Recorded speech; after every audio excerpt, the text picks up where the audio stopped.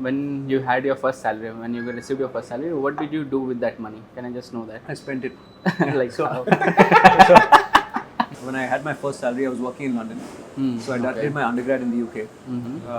So it's not a typical journey. Obviously, my parents, risked a lot, spent a lot of money sending us there. It also means they had the means to do that.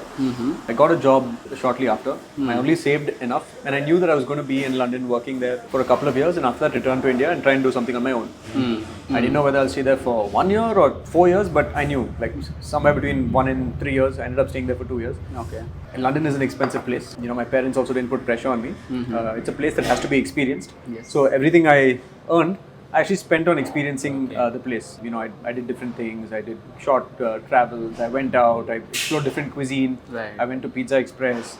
That was my first gourmet pizza experience growing up. Yeah. And somewhere that got lodged in my mind, I'm sure, which is translated into Pizza Bakery today. Absolutely, So all those experiences, not trying to save and scrooge, has actually led me to have all these experiences, which I then chose to bring back to Bangalore.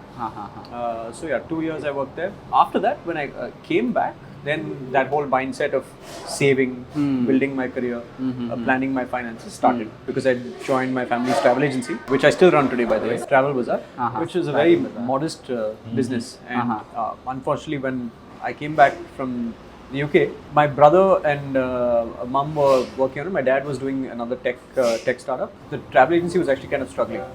So then that kind of scarcity mindset crept in, where we had to save, we had to be very careful with our finances because we couldn't grow the business. Right. And COVID almost all but killed the business. We had 22 employees before COVID, and COVID reduced us to, now we have 3. It's shrunk in size, and luckily the food business is taken off, because otherwise I'd be in big trouble. So I think that was the first time I started saving and then putting a little monthly SIP into mutual funds.